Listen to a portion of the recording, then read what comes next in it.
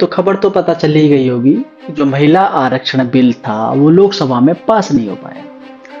एक तरह देखें तो एक राहत है, क्योंकि जो सवाल उठ रहे थे कि सिर्फ महिला आरक्षण बिल नहीं है बल्कि महिलाओं के नाम पर बीजेपी की राजनीतिक पिच तैयार करने का खेल है, वो फिलहाल रुक गया है। लेकिन यह किसी की जीत या खुशी का समय नहीं है। थोड़े समय के लिए कह सकते हैं कि राहत जरूर है। असल में भाजपा की नीयत में महिलाओं को आरक्षण देना है ही नहीं। उनका मकसद था महिलाओं की आड़ में मनचाहे परिसीमन बिल को लागू करवाना। महिला आरक्षण विधेयक तो आज से 30 महीने पहले 2023 में सर्वसम्मति से लोकसभा में पास हो चुका है, जिस पर लोकसभा में वोटिंग हुई थी और उसके पक्ष में करीब 454 वोट पड़े थे। और मुझे याद है तब विपक्ष के नेता मल्लिकार्जुन खड़गे साहब ने साफ साफ कहा था कि इसको लोकसभा चुनाव 2024 से लागू कर दीजिए, परिसीमन बाद में हो सकता है। लेकिन 2024 आते आते शर्तें जोड़ दी गई, परिसीमन, कभी जनगणना, और अब कहा जा रहा है कि सेंसस की जरूरत ही नहीं है। इस बिल पर जो भी विवाद है वो लगभग परिसीमन को लेकर। एक तरफ विपक्ष का कहना है कि अगर 2011 की जनगणना के आधार पर परिसीमन हुआ तो साउथ और ईस्ट के राज्यों को नुकसान होगा, जबकि प्रधानमंत्री मोदी संसद में खड़े होकर कहते हैं कि ऐसा कुछ नहीं होने वाला, सभी राज्यों की जो सीटें हैं वो 50% बढ़ जाएंगी। लेकिन बिल का जो टेक्स्ट है वो ऐसा कुछ नहीं कहता, यानी भाषण में और बिल में जमीन आसमान का फर्क है। अब तक जो व्यवस्था थी वो ये थी कि 1971 की जनगणना के आधार पर सीटें तय होती थी। 1976 में बाद में इसी फॉर्मूले को फ्रीज कर दिया गया ताकि किसी भी राज्य की लोकसभा सीटों के साथ छेड़छाड़ ना हो। बाकी अंदर जो भी अपनी विधानसभा सीटों के साथ छेड़छाड़ करना चाहें वो उनको छूट दी गई थी। लेकिन इस बिल के तहत ये फ्रीज हट सकता था। नई जनगणना के आधार पर सीटें फिर से एलोकेट होती। जिन राज्यों की आबादी बढ़ी है उनको सीटें ज्यादा मिलती, और जिनकी आबादी कम हुई है या कह सकते कि कम बढ़ी है उनकी सीटें घट सकती थी। अगर बिल में कहीं लिखा है कि राज्यों का अनुपात सुरक्षित रहता, जैसा प्रधानमंत्री साहब खुद संसद में बोल रहे थे, तो मेरी भी विनती है कि कृपया करके मुझे भी वो क्लोज दिखा दीजिए। और अभी भी अगर सरकार सच में 2029 लोकसभा चुनाव से पहले महिला आरक्षण लागू करवाना चाहती है तो उसका तरीका बहुत आसान है। अभी जो इन्होंने बिल बनाया है, बिल लेके आए हैं, उसमें जनगणना और परिसीमन से जोड़ दिया गया है।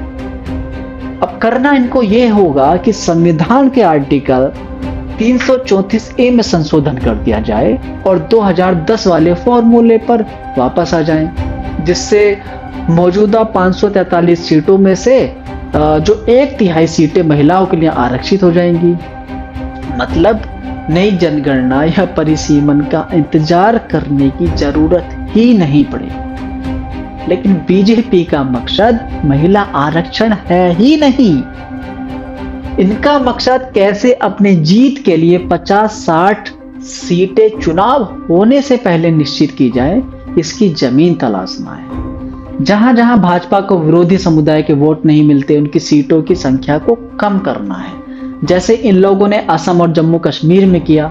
असम में इन लोगों ने परिसीमन के नाम पर जहां जहां मुस्लिम आबादी ज्यादा थी उनकी सीटों की संख्या कम कर दी। इसी तरह से जम्मू कश्मीर में इन्होंने ऐसा किया। असम में पहले धुबरी और बरपेटा दोनों सीटों में मुस्लिम आबादी 60% से ज्यादा थी। वहां से अक्सर मुस्लिम प्रतिनिधि जीतते थे, लेकिन परिसीमन के बाद बरपेटा की मुस्लिम बहुल विधानसभा सीटों को धुबरी में जोड़ दिया गया, जिससे धुबरी का आकार बहुत बड़ा हो गया और बरपेटा में मुस्लिम आबादी घटकर करीब 35% रह गई। तो इसका नतीजा ये हुआ कि अब सिर्फ धुबरी में ही मुस्लिम जो प्रभाव है वो मजबूत बचा है, बाकी जगहों पर वो सिमटता चला गया।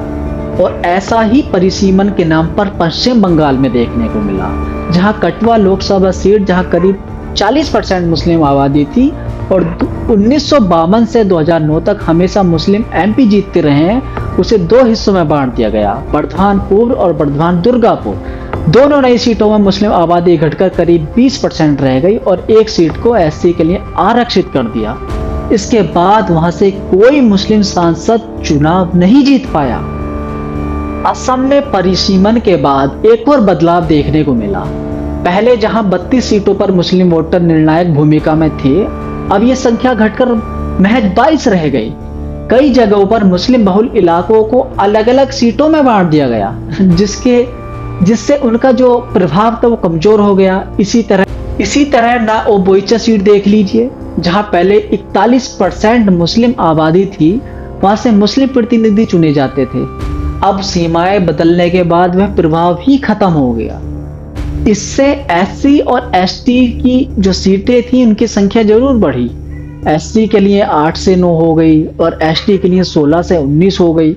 लेकिन आरोप यह भी है कि इसके लिए मुस्लिम बहुल इलाकों को जोड़कर या काट कर सीटों का पुनर्गठन किया गया, जो कि संविधान के खिलाफ है। जैसा गोलपाड़ा वेस्ट में देखने को मिला, जहां करीब 70% मुस्लिम आबादी है, उसे एसटी के लिए आरक्षित कर दिया।